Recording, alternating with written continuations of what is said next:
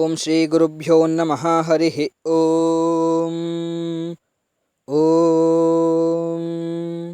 प्रेदं ब्रह्मवृत्रतुर्ये ऐश्वाविथः प्रसुन्वतश्च चेपत इन्द्र विश्वा आभिरूतिभिः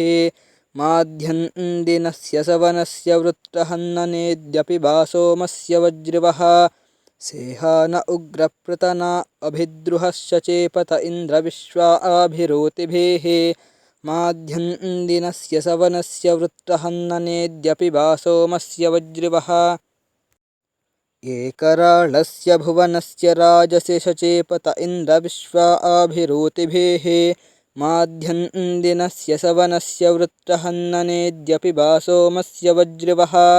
सस्थावा आनाय वयसि त्वमेक इच्छचेपत इन्द्र विश्वा आभिरूतिभिः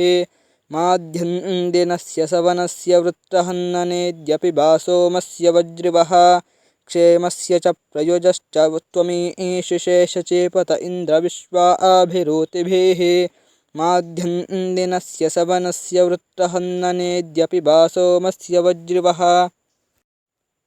क्षत्राय त्वमवसि न त्वमाविथश चेपत इन्द्र विश्वा आभिरूतिभिः माध्यन्दिनस्य सवनस्य वृत्रहन्ननेद्यपि वासोमस्य वज्रिवः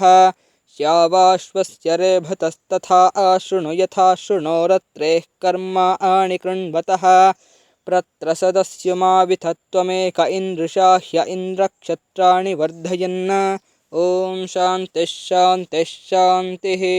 हरिः ॐ।